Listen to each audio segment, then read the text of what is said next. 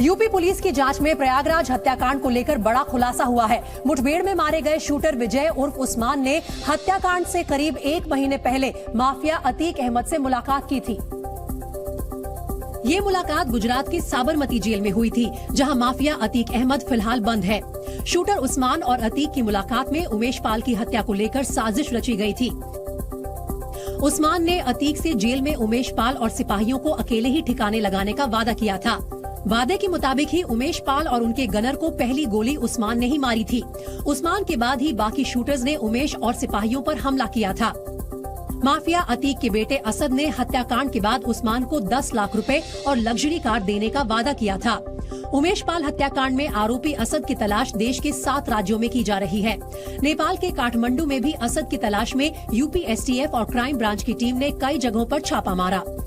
असद के साथ ही हत्याकांड में शामिल शूटर गुलाम, गुड्डू मुस्लिम और साबिर के बारे में भी जानकारी जुटाई जा रही है। और माफिया अतीक अहमद की करतूत अब उसके पालतू जानवरों पर भी भारी पड़ रही है। प्रयागराज के चकिया स्थित अतीक का आवास सुनसान पड़ा हुआ है और यहाँ अतीक के पालतू कुत्ते बंद पड़े हैं। विदेशी नस्ल के ये कुत्ते भूख प्यास से तड़प रहे हैं। इन्हीं में से एक ग्रेट डेन नस्ल की फीमेल डॉग ब्रूनो की गुरुवार को मौत हो गई।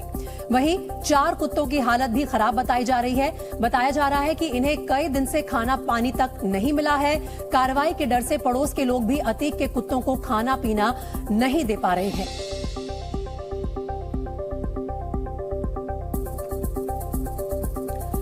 अतीक अहमद के साथ माफिया मुख्तार अंसारी की मुश्किलें भी बढ़ती जा रही हैं। मुख्तार अंसारी गिरोह को लेकर इलाहाबाद हाईकोर्ट ने तल्ख टिप्पणी की है।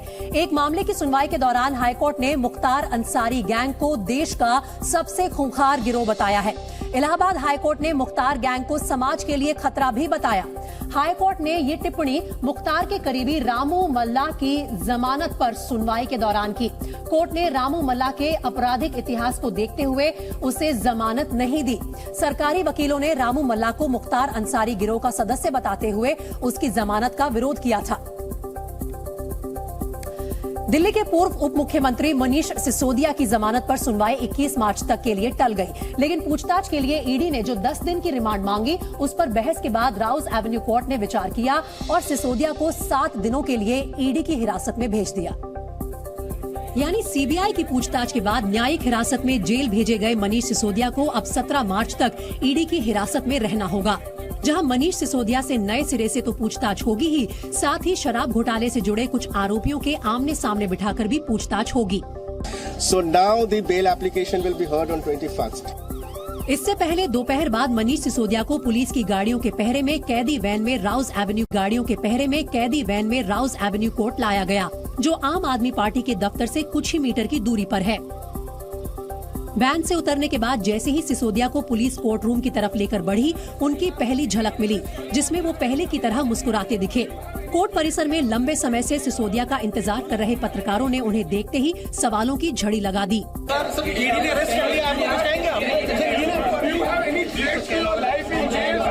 हालांकि सिसोदिया इन सवालों का जवाब दिए बगैर जमानत और रिमांड के लिए होने वाली सुनवाई के लिए आगे बढ़ गए। सुनवाई के बाद कुछ इसी अंदाज में पुलिस उन्हें लेकर कोर्ट परिसर से बाहर निकल गई। इससे पहले राउज एवेन्यू कोर्ट में सिसोदिया की पेशी के बाद ईडी की रिमांड की अर्जी पर दोनों पक्षों में तीखी बहस हुई। बहस के दौरान सिसोदिया के वकील ने कहा कि अगर दिनेश अरोड़ा के बयान से वो अपनी मनी लॉन्ड्रिंग का दोषी माने जाते हैं तो ईडी ये साबित करे कि अरोड़ा जिस 30 करोड़ से 40 करोड़ मिलने की बात करता है, उससे एक पैसा भी सिसोदिया तक पहुंचा। सिसोदिया के वकील ने उनकी गिरफ्तारी को जमानत की सुनवाई से ठीक 1 दिन पहले बदनीयती से उठाया गया कदम बताया और दावा किया कि कई प्रक्रियाएं पूरी करने के बाद शराब नीति बनी, जिसे गलत बताना सही नहीं है, क्योंकि एलजी ने भी प्रॉफिट मार्जिन को लेकर सवाल खड़े नहीं किए थे। सिसोदिया के वकीलों के उठाए सवाल के जवाब में ईडी के वकील ने कहा कि उन्हें इस मामले के आरोपियों से आमना सामना कराने के लिए सिसोदिया की रिमांड चाहिए। ईडी के वकील ने यह भी दावा किया कि सिसोदिया फोन और सिम कार्ड खरीदने के लिए दूसरों के नामों का इस्तेमाल करते थे। यही नहीं, सबूत खत्म करने के मकसद से सिसोदिया ने 1 साल के अंदर या तो 14 फोन बदले या फिर नष्ट कर दिए। ईडी ने शराब नीति बनाने में दिखाई गई तेजी और बिना लॉटरी के लाइसेंस देने को अवैध कमाई की नीयत से जोड़ा और कुछ खास लोगों और कंपनियों को फायदा पहुंचाने के लिए प्रॉफिट मार्जिन को 6% से 12% करने का आरोप लगाया। शराब घोटाले के आरोप में सीबीआई के बाद मनीष सिसोदिया को ईडी ने गिरफ्तार किया तो उस पर सियासत शुरू हो गई। एक दिन पहले दिल्ली सरकार में नए मंत्री बनाए गए आतिशी और सौरभ भारद्वाज ने खुद को भरत बताकर सिसोदिया को राम बताने की कोशिश की। तो अब इसी राह पर आगे बढ़ते हुए दिल्ली के मुख्यमंत्री अरविंद केजरीवाल ने एक ट्वीट कर डाला जिसमें भ्रष्टाचार के आरोपी सिसोदिया को प्रहलाद तो केंद्र सरकार को हिरण्यकश्यप बता डाला। इस ट्वीट में केजरीवाल ने दावा किया कि सिसोदिया को ज्यादा दिनों तक जेल में नहीं रोका जा सकेगा। कुछ यही अंदाज आम आदमी पार्टी का भी रहा।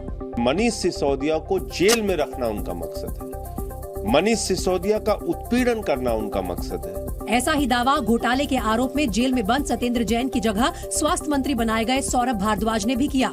ये तो सिर्फ बदमाशी है, केंद्र सरकार के इशारे पे सिर्फ जो है पॉलिटिकल विच हंटिंग है और कुछ नहीं। जाहिर है कट्टर ईमानदार का नारा देने वाली जब सरकार पर सियासी फायदे के लिए जांच एजेंसियों के गलत इस्तेमाल का आरोप लगा तो केंद्र सरकार और बीजेपी की तरफ से भी हमला तेज हो गया, जिसकी कमान केंद्रीय मंत्री अनुराग ठाकुर ने संभाली और भ्रष्टाचार के खिलाफ नारा देकर पार्टी बनाने वाले नेताओं को उनके वो बयान याद दिलाए जिसमें उनके अपनों के शामिल होने पर भी जेल भेजने की अपील की गई थी। अनुराग ठाकुर ने गिरफ्तारी के खिलाफ बयान देने वालों को कानून व्यवस्था और जांच एजेंसियों पर भरोसा करने की नसीहत दी। ये तो वही है कि घोटाला भी करते हैं और खुद ही अपने आप को ईमानदार भी बताते हैं, जजमेंट भी खुद ही सुनाने की बात करते हैं। क्या देश की कानून व्यवस्था पर उनका विश्वास खत्म हो गया है? वहीं शराब घोटाले पर जारी सियासत के बीच मनीष सिसोदिया ने तिहाड़ जेल से ही देश के नाम एक चिट्ठी लिख डाली जिसमें उन्होंने बच्चों को पढ़ाने की राजनीति के जवाब में बीजेपी पर जेल भेजने की राजनीति करने का आरोप लगाया। सिसोदिया ने अपनी चिट्ठी में यूपी में काबा गाने वाली नेहा सिंह राठौर और पीएम मोदी पर तंज कसने के लिए गलत तरह से नाम लेने वाले कांग्रेस प्रवक्ता पवन खेड़ा को भी प्रताड़ित करने का आरोप केंद्र सरकार पर लगाया।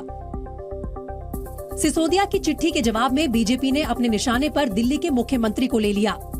मुझे जो आगे की तस्वीर दिख रही है उसमें अरविंद केजरीवाल जी का भी शायद यही हश्र होगा।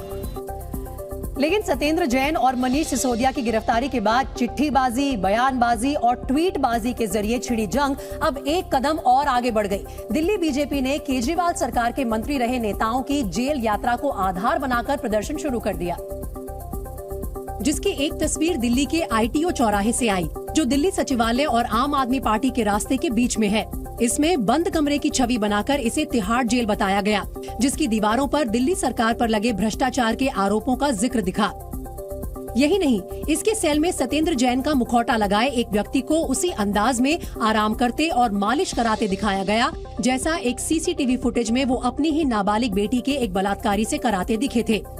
लेकिन जिस प्रकार से घोटाले सामने आ रहे हैं उसके विरोध में आज हम प्रदर्शन करने आए हैं और हम मांग करते हैं कि अरविंद केजरीवाल जी अब तो आपको इस्तीफा देना पड़ेगा।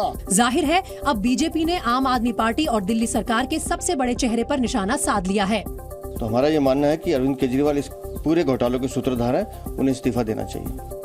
यानी दिल्ली सरकार के 2 कद्दावर मंत्रियों की गिरफ्तारी और उनके इस्तीफे के बाद बीजेपी ने अपनी रणनीति मुख्यमंत्री अरविंद केजरीवाल को घेरने की बना ली।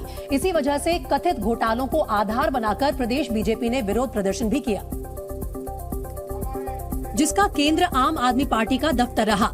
सुबह दिन चढ़ने के बाद बीजेपी के कार्यकर्ता आम आदमी पार्टी के दफ्तर के बाहर बड़ी संख्या में जमा हुए, जिनके हाथों में पार्टी के झंडे और दिल्ली सरकार के खिलाफ पोस्टर नजर आए। हालांकि पुलिस ने आम आदमी पार्टी के दफ्तर की तरफ बढ़ रहे प्रदर्शनकारियों को रोकने के लिए बैरिकेडिंग कर दी, लेकिन विरोध जताने पर उतारू कार्यकर्ता इसे लांघने की कोशिश करते दिखे।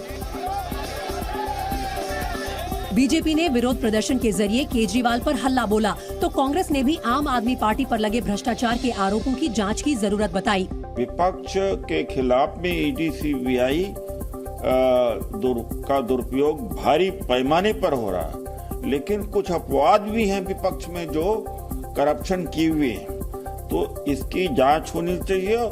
यही नहीं, कांग्रेस ने इस मामले में अब तक की जांच को सही करार दिया। जरूर पुख्ता सबूत मिले कि अरेस्ट किया, तिहाड़ भेजा, सुप्रीम कोर्ट ने राहत देने से सिसोदिया को मना कर दिया और उसके बाद ईडी भी आती है क्योंकि पैसों का लेन देन हुआ है इसमें, उसके भी पुख्ता सबूत सामने आए।